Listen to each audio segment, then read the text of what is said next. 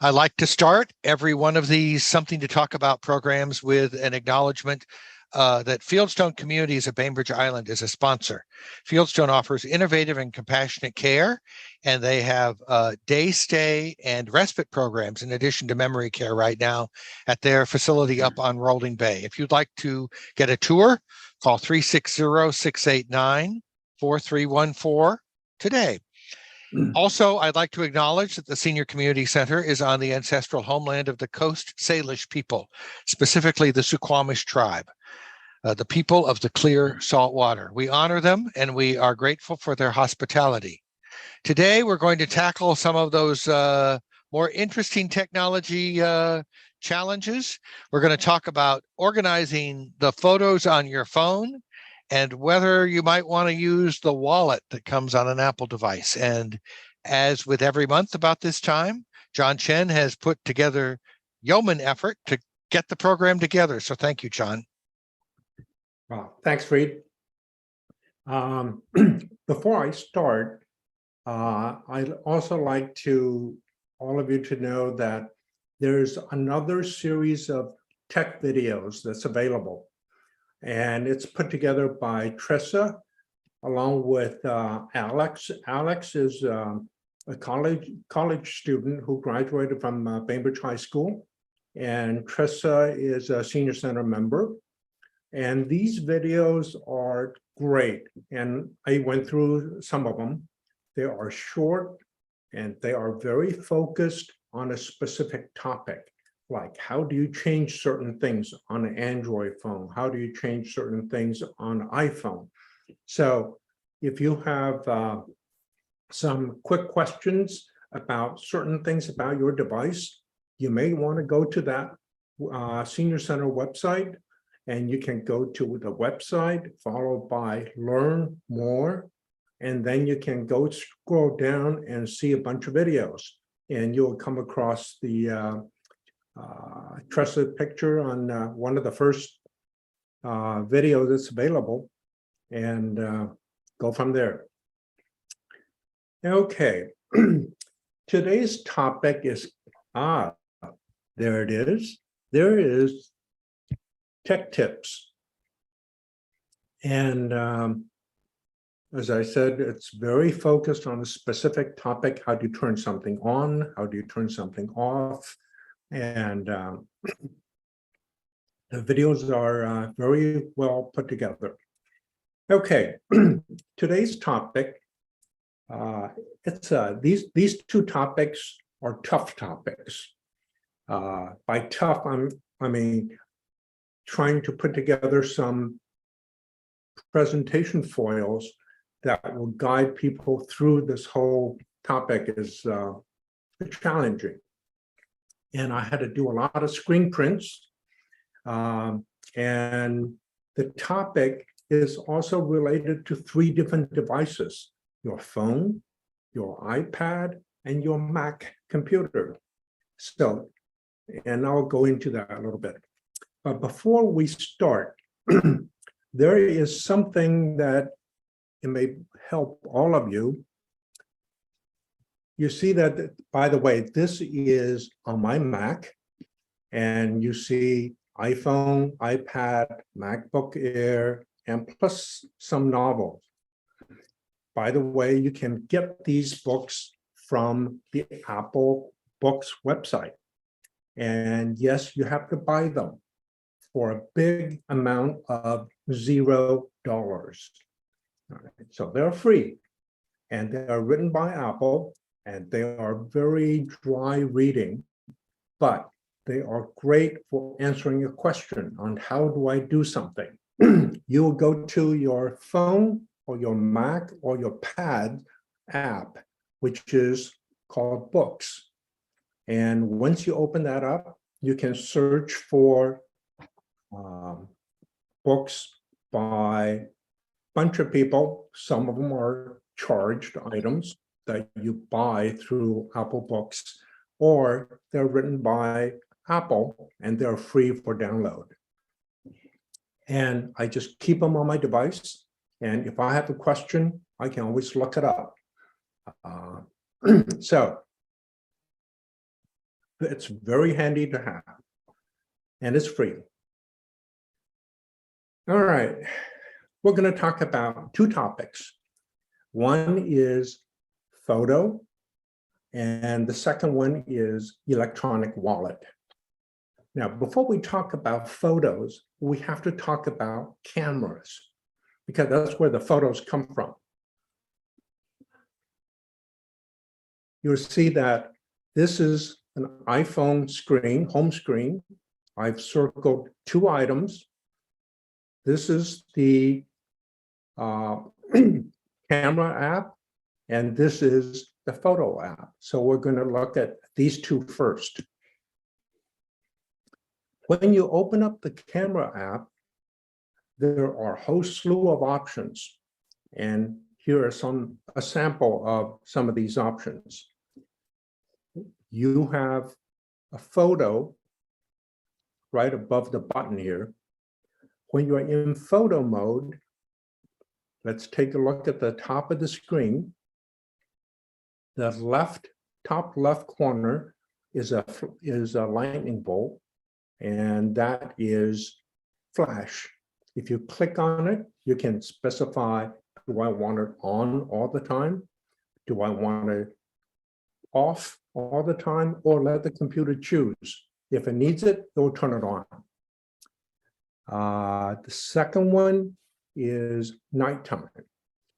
And so if you're shooting nighttime pictures, the software will tailor itself for nighttime photos.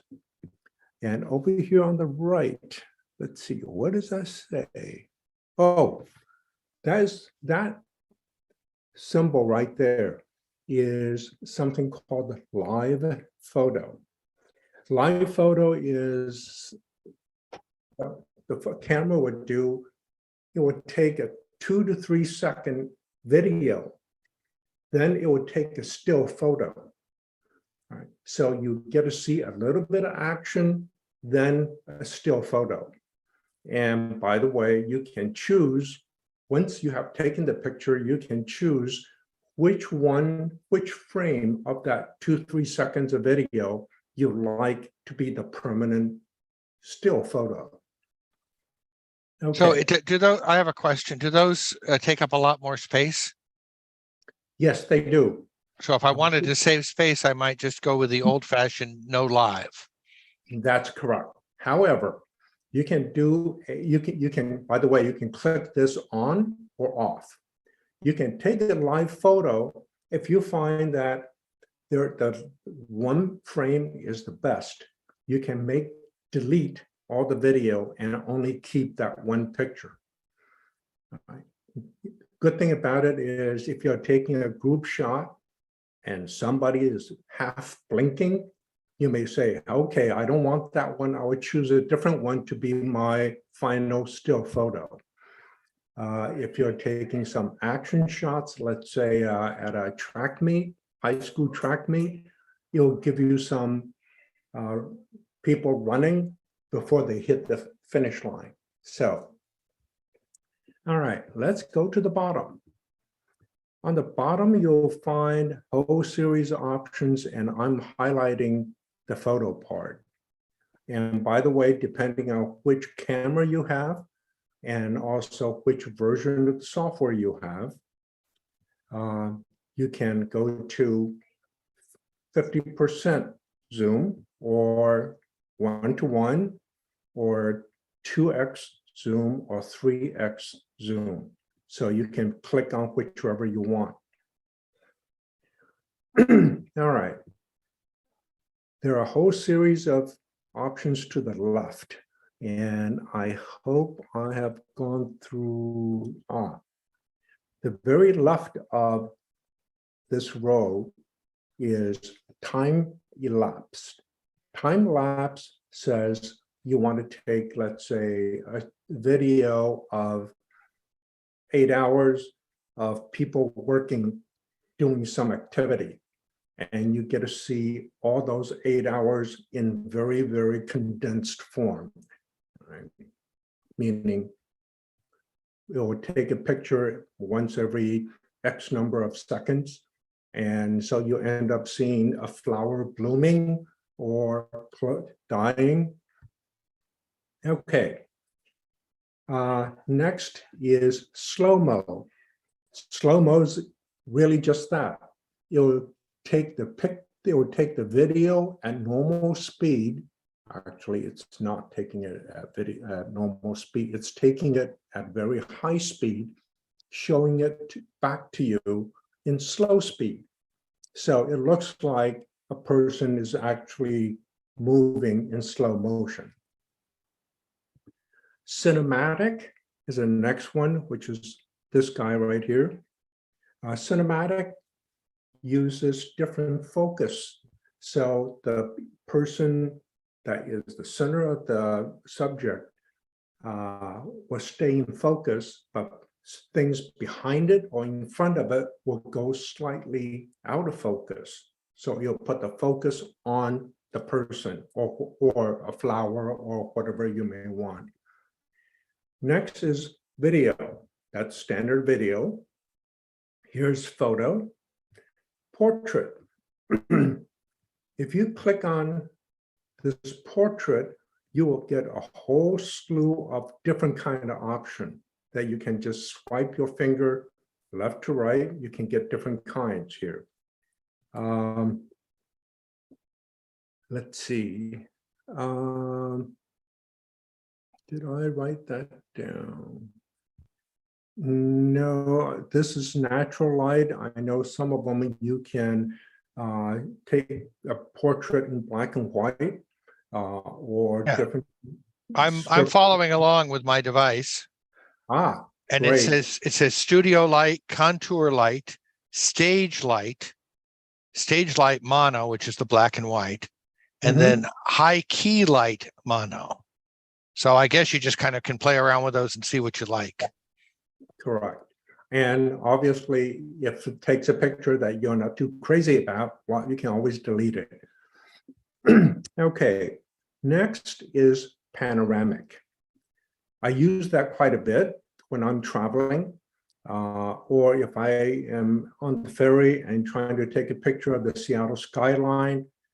You have to take this panoramic in portrait mode, meaning you have to hold the phone upright versus sideways. It will give you an arrow. Now, what you would do is you'll actually take a phone and you sweep the landscape, and you try to keep this white arrow and a yellow line as level as possible.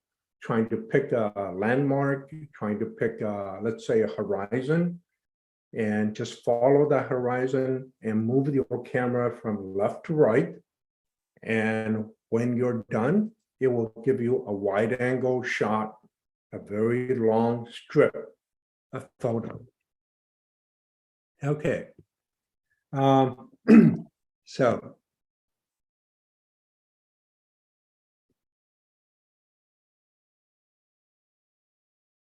All right, so that's different way of taking a picture. Once you have taken the picture, now we're going to photos mode.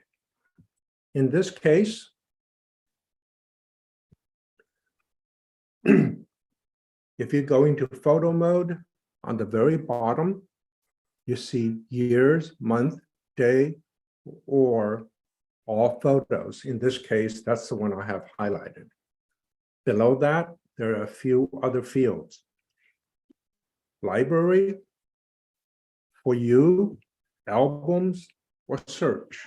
Now, let's see where, okay, I'm not there yet. When you have library clicked, it will show you all the pictures you have in your phone. For you means photos that other people have shared with you, or maybe in this case, your memories. In this case, if I click on this right here, it will show me all the pictures from that event. All right.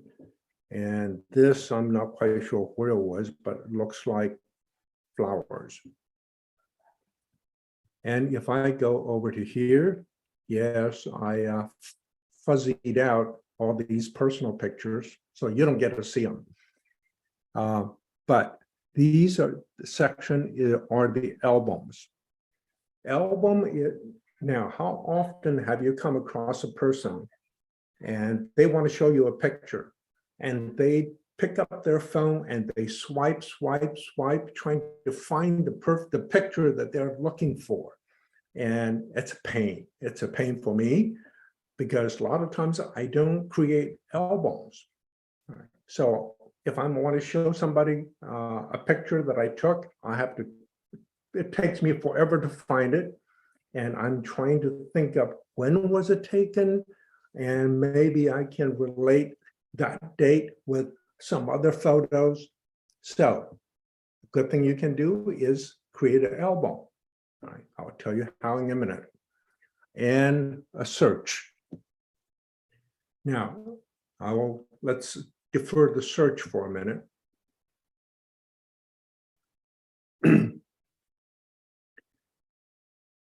Here, I'm going to switch to a Mac because it's easier for me to take screen prints of different portion of my photo album or all of my photo library.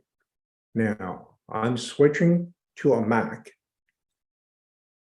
Photo on a phone versus a pad versus Mac, they're essentially the same. But on a Mac, there are more features, and the features are more robust.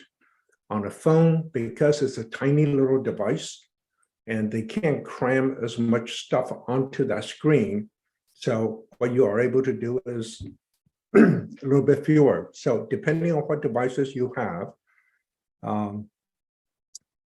it's always easier to do something on a larger device.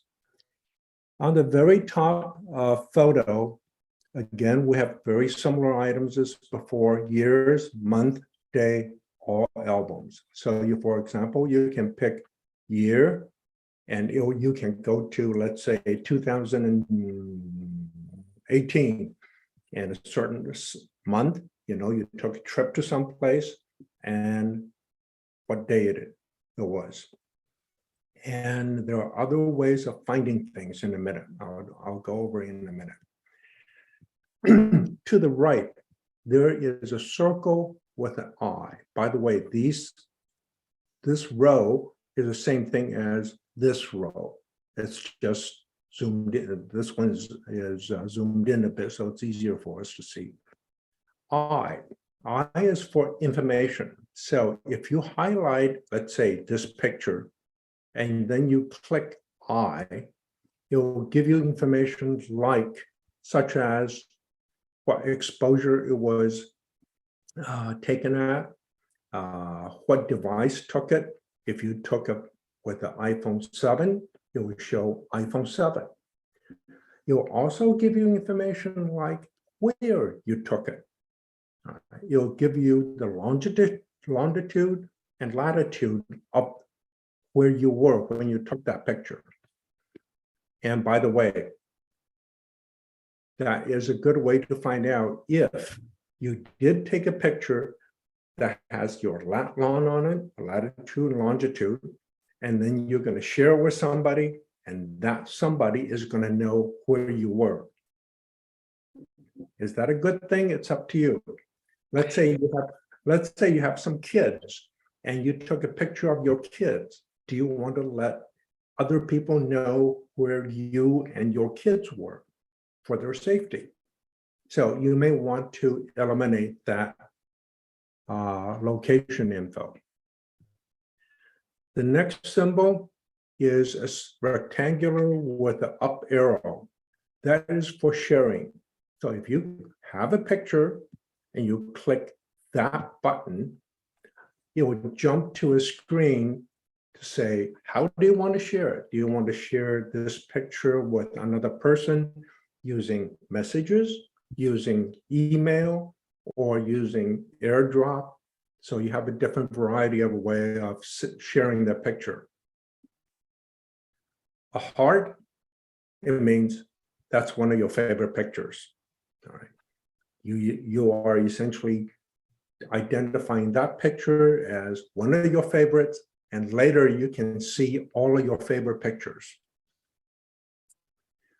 That is handy, which shows a square with a left arrow on it. It says, I didn't hold my phone straight and I took a picture this way, but when you look at it, you really want to look at it this way, right? Meaning you took the picture with the wrong aspect ratio. So if you click this button, it will rotate the picture 90 degrees.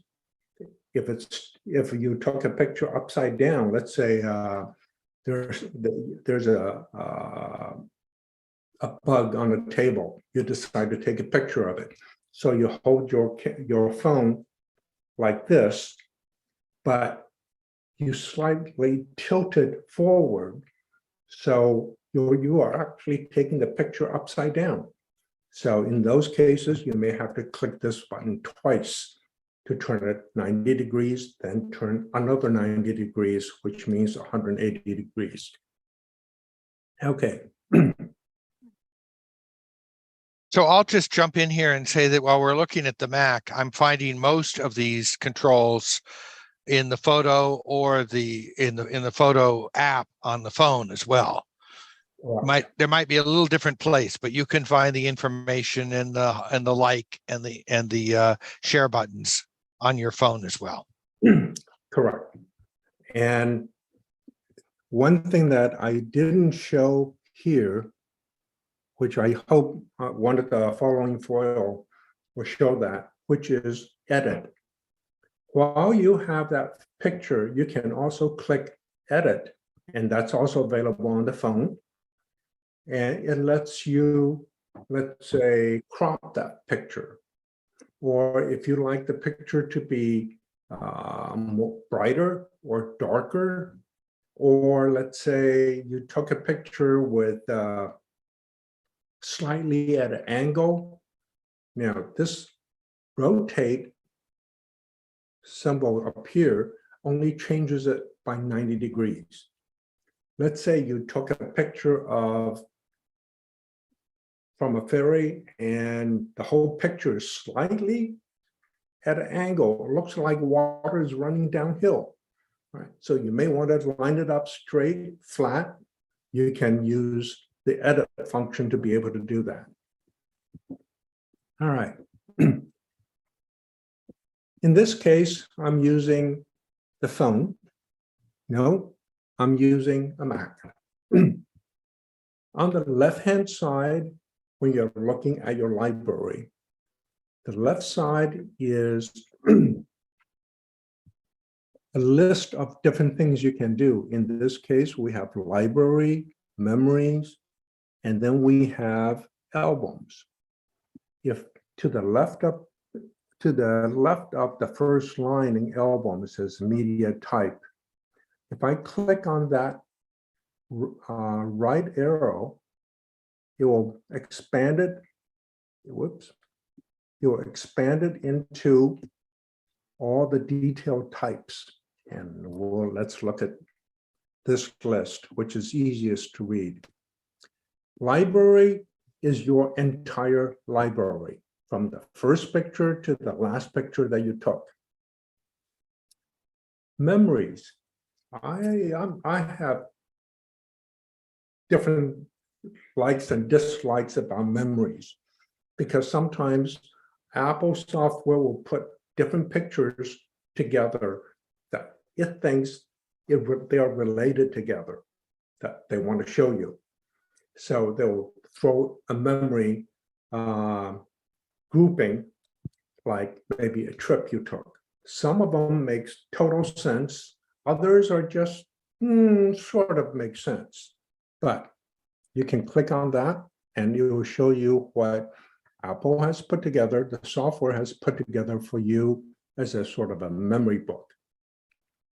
shared with you. One thing with photo on a phone or a Mac or a pad is you can create an album and you can add photos into that album. Then you can say, all right, I want to share that entire album with Reed. All right. So instead of me sharing one picture at a time with Reed, I can create an album and I'll share the whole kit and caboodle with Reed. And Reed will get a notice that says, John has shared an album with you. And Reed can click on it and he'll be able to see all the pictures I have added to it. Now, that is one way to share a whole slew of pictures with one friend or multiple people. All right. You just have to create an album. And I'll show you how to create an album later. People. People is interesting. Any picture that you have taken that has the face of someone, the software uses artificial intelligence trying to group all the pictures with the same or similar faces. So let's say I have 50 pictures in my library, and these 50 pictures have a picture of Reed in it. And I pick one of the picture and I say, that picture is Reed Price. Then the software will go and replicate that name for all the pictures. So now, earlier I said you can do a search. Well, I can go click on that magnifying glass, click it, type in the word Reed Price. It will show me every single picture that Reed is in it. All right. So, and other times, if I don't know the name, it will still group all the pictures of that same face, put them together in a group. Places. Let me go to the next foil. Oh, earlier I had mentioned that there is one symbol, which is a circle with a little eye in the middle, which is info. In this case, I have a picture which I took at the senior center. It says on October 3rd, 11:55 in the morning, I took a picture with my phone, which is an iPhone X. It's using wide angle camera. And this is the dimension and how big that picture was.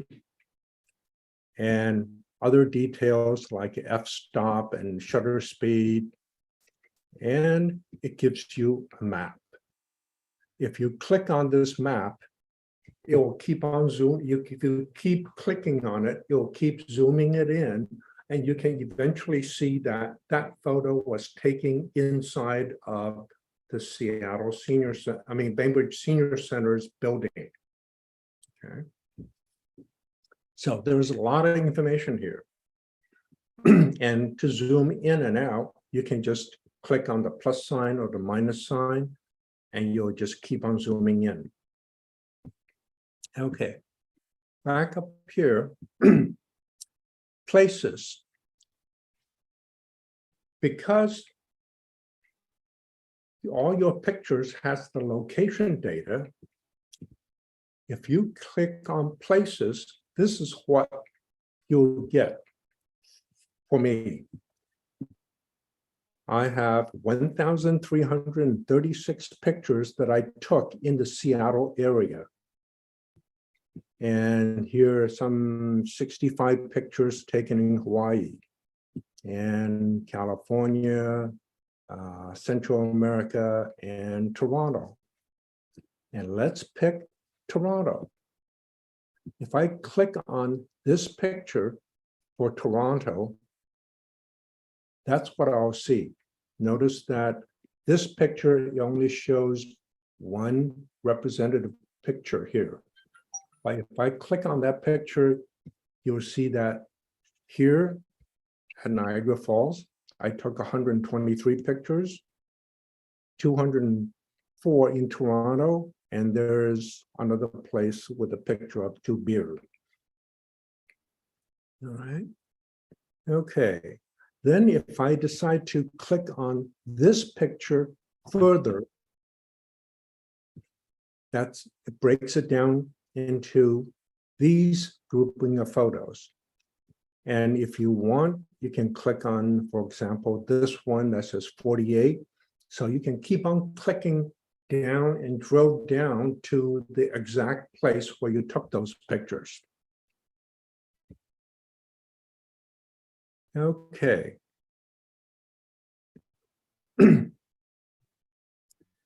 So that's places. Favorite, that's because you clicked the heart on one of the pictures earlier. All right. So you'll see all of your favorite pictures. Recent, it will show you the picture that you most recently took or added to your photo library. Imports. Let's say you have a digital camera, a separate digital camera, and you took a bunch of pictures and you want to import those pictures into your photo library. This, if you click on this button, it will show you all the pictures that you have added from outside of your iCloud photo library.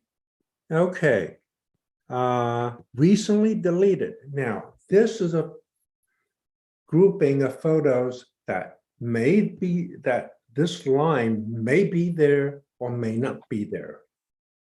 Depends on if you have deleted any pictures. Right? Whenever you delete a picture from your photo library, it doesn't go away. It won't go away for 30 days. And every day it will count down. So you have 30 days worth of time to recover that picture. After 30 days, that picture will disappear. All right, so it's giving you a chance. So if you want to recover any pictures that you have already deleted, you can get it back. If you haven't deleted any pictures in the past 30 days, this line won't even be there. If you have, those pictures that you deleted will show up. Okay, another way you can look at your photo library is by what type it is. First, John, can I ask you a question? Sure. On a recently deleted, it counts down on the numbers from 30 to 0.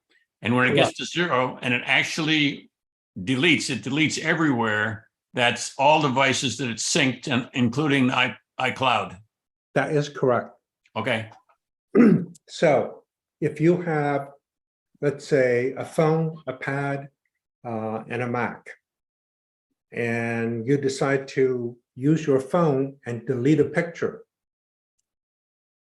because all the devices are synced through iCloud, you deleted that one picture. Yeah, any of those devices, you go to that folder, says recently deleted, you can see that picture has been deleted. And you can use any of your devices to recover any of those pictures. But on day 0 or the day after, I'm not sure if it's day 0 or day 0, the day after day 0. I think it just disappears.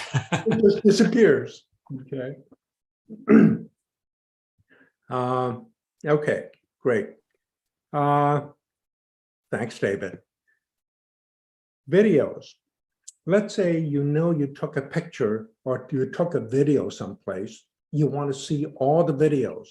If you click on videos, you will only see a list of all the videos that you have in your library.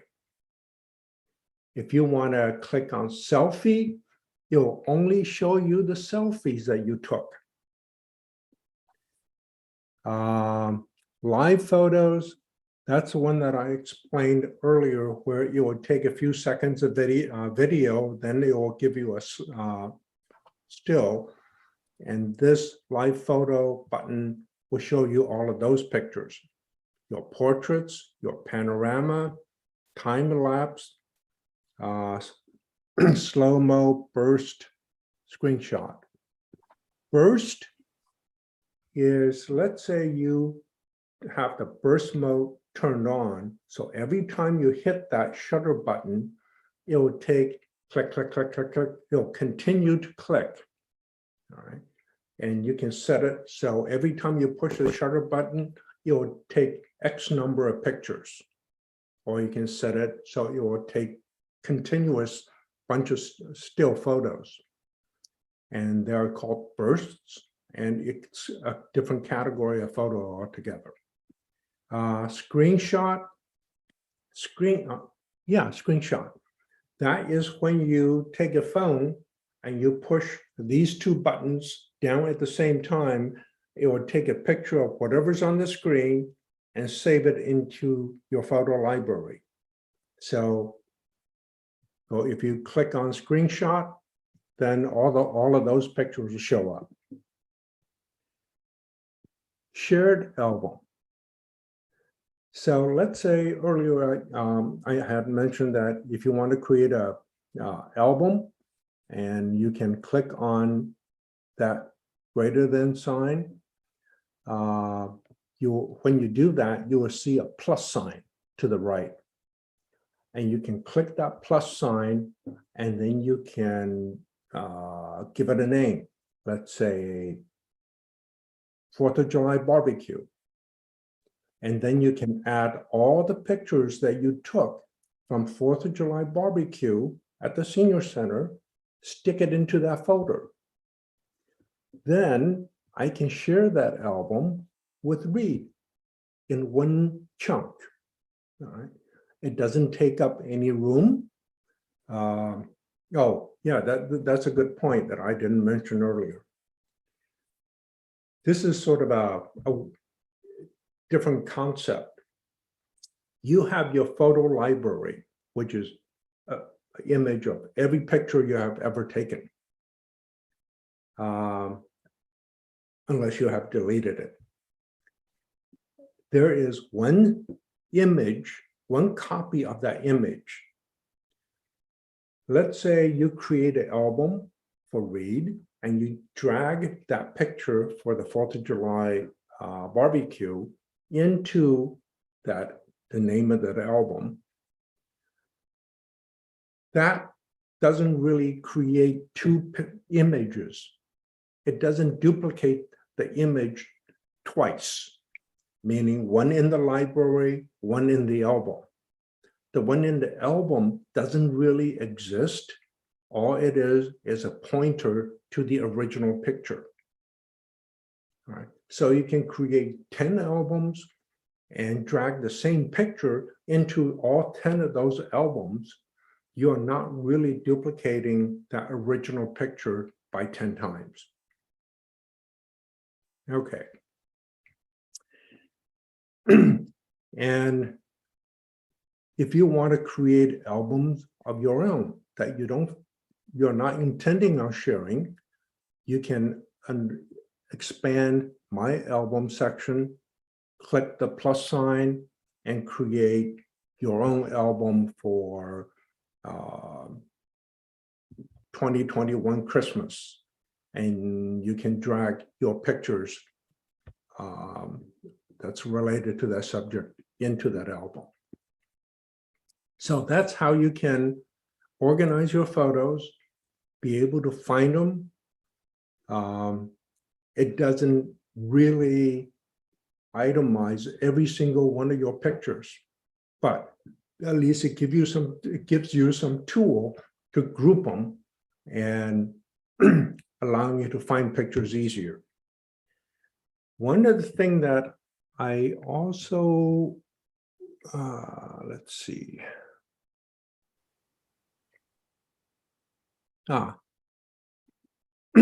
This picture, this slide is of a picture that I took at Senior Center.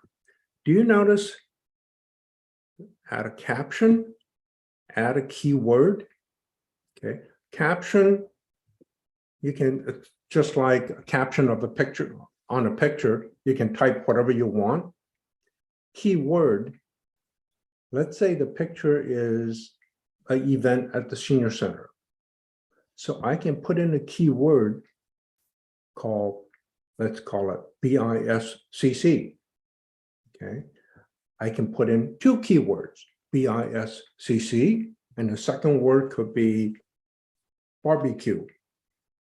So now in the search where the magnifying glass is, I can type in BISCC.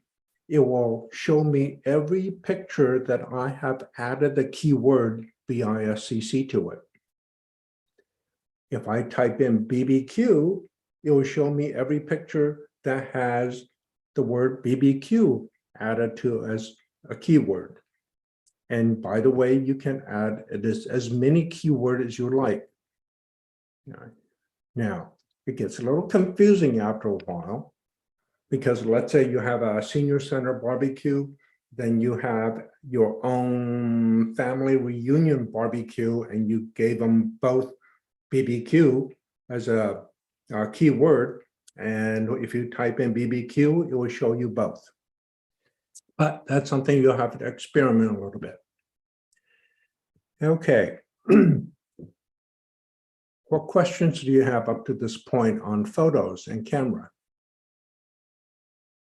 This has been very informative. Absolutely. I've learned a lot about what's deep inside my phone and also how much it's keeping track of. Absolutely, yes, it is keeping track. And that's one reason that you may not want to pick anything simple as your phone's password. Like when you wake up your phone, it's going to ask for a password, a PIN. And you don't want to use 1, 2, 3, 4, 5, 6 as your PIN. You want something to pick something more secure. And if you have one of the newer phones that has Face ID, definitely use Face ID. All right. And so a combination of a 6-digit PIN and Face ID, that will prevent other people from picking up your phone when you weren't looking. They shoplifted your phone and be able to look at all of your pictures. So for the next topic, and by the way, there are more to talk about for photos and camera, but I'm going to reserve that for another session.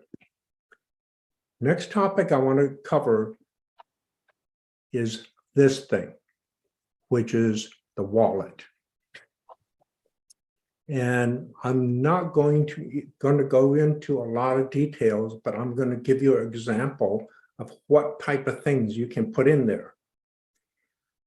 A wallet is, in my case, I have my wallet, I have I'll explain what cash card is.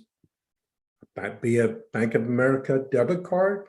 That's a normal Bank of America debit card that I used to carry in my wallet, which I don't anymore. Apple credit card, Bank of America and Citibank, and that, by the way, is a Costco City card. I have fuzzed out my account number, last 4-digit account number. Now, one thing that people always ask is, how secure is the wallet? The phone's wallet. The phone's wallet is a lot more secure than your leather wallet that you keep in your back pocket. Okay, I'll give you a reason why. If you take a wallet and there are 5 credit cards in it, somebody steals that wallet, all of your credit cards are now usable by the other person until you cancel it. And especially since every one of those credit cards has your account number on it. It has your CVV codes on the back. It has your expiration date. It has your full name, first, middle initial, and last name. So carrying a credit card in your wallet, your leather wallet, is very insecure.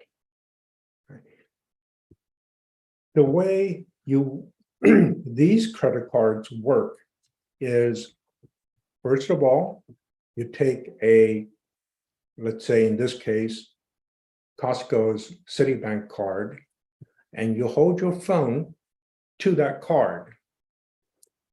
And by the way, you have to go into the wallet app and you say, I want to add a card. You take a picture. Well, you're not really taking a picture. You're aiming the camera at the card. The Apple Wallet app will look at it and it will identify what card it is. It will contact the Citibank.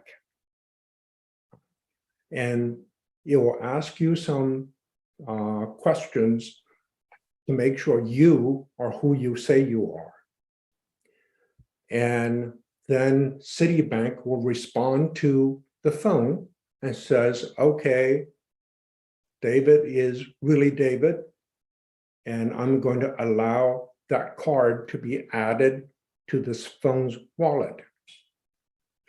Except your phone won't know the real account number. It doesn't keep your phone's account number in the phone. It has a fake number.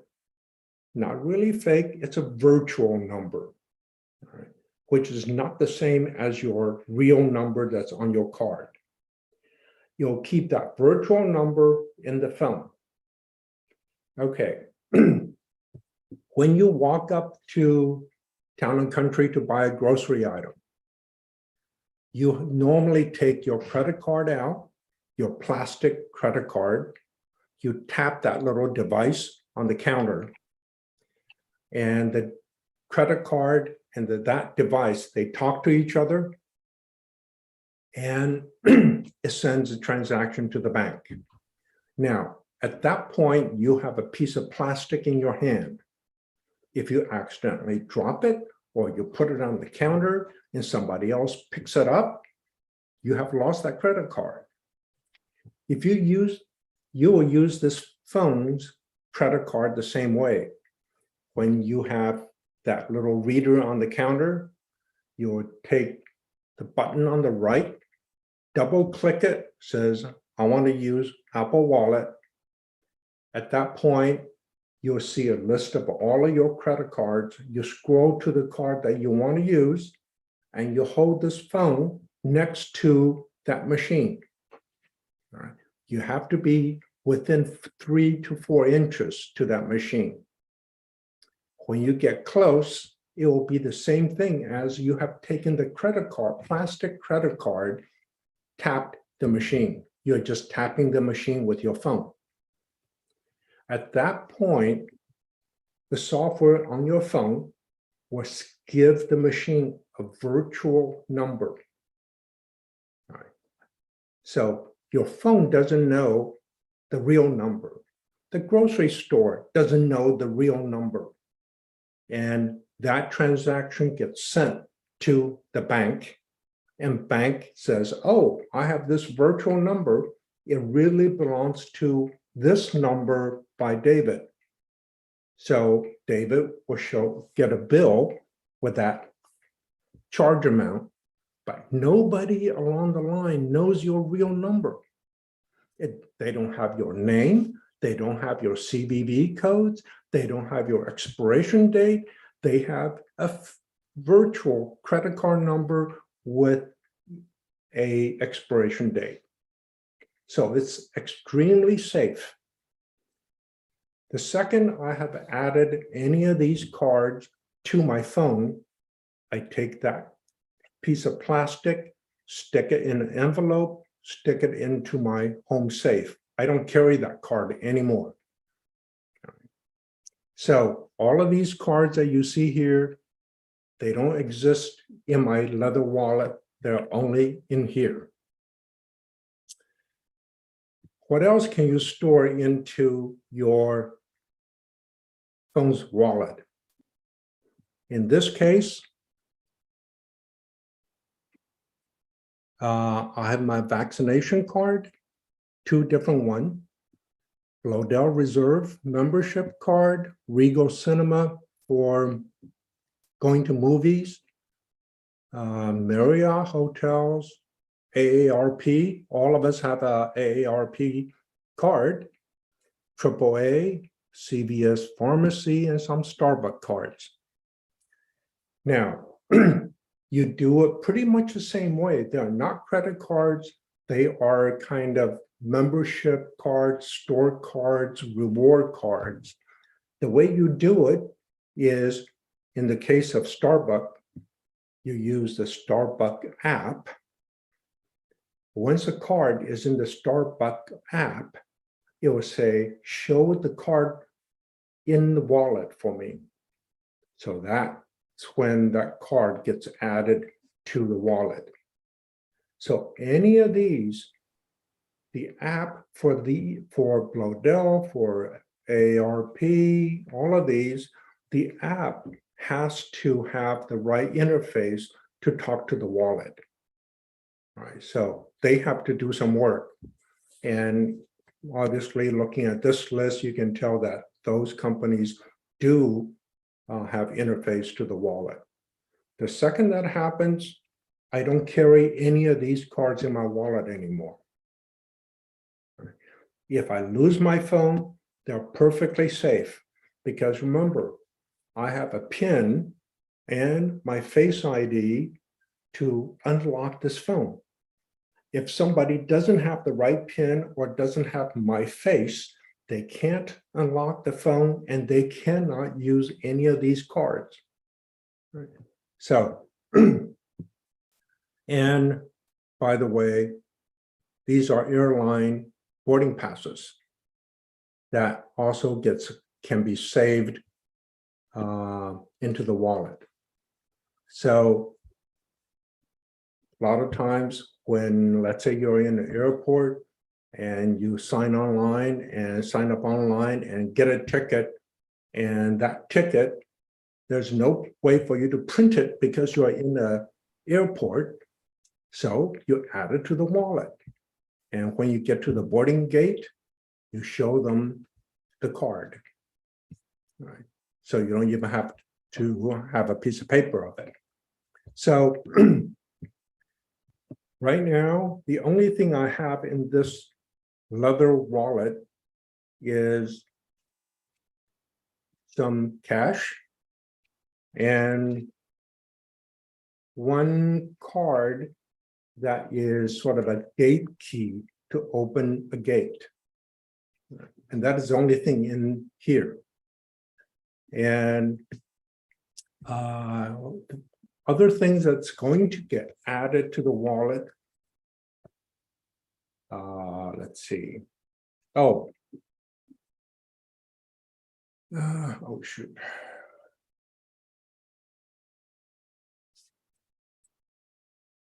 Driver's license will eventually get added. Some of the states, they have already allowed driver's license to be added to the Apple Wallet. And what state of Washington, they're looking at it. I'm not sure what the implementation date is. Another thing that's going to get added, that we know it's going to get added sometimes in 2023, that is the Orca card for the ferry, for the buses. And at that point, all you have to do is you'll flash it, use that card, flash it at the little reader when you're trying to board the ferry. All right, so that can eliminate another piece of plastic in your wallet. Questions? Well, that's an enormous amount of information. I'm going to have to go back and watch it before I can formulate my questions. But very helpful, and I appreciate the information about the security of using a phone and the danger that we're used to every day of walking around with all these numbers in our pocket on cards that can be scattered here and there or picked up by somebody. It looks like Robert Weschler has a question. Yeah, Robert. Actually, here, let me just turn on the video. Sorry, there. Sorry. Thank you very much. That was really informative. I have a few. I was zoning out a little bit on the photos things where you showed the drop-down menus, the 3 gray drop-down menus. How did you access those menus? On the phone or on the Mac? Well, that's the bigger question I have, which is Okay. It's syncing the phone with I have a Mac Pro and I have an iPhone, and Okay. I'm always struggling with syncing those. So I guess the more fundamental question is, I have zillions of pictures on my phone, and how do I know it goes through the cloud, but how do I see the same phones that are on my phone on my Mac? Okay. The key for all the Apple devices is your Apple ID. Right. And you can use the phone, go to settings, and tap on the picture at the very top of that list.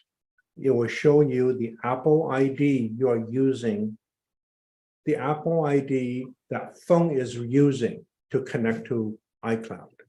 Then you do the same thing on a Mac.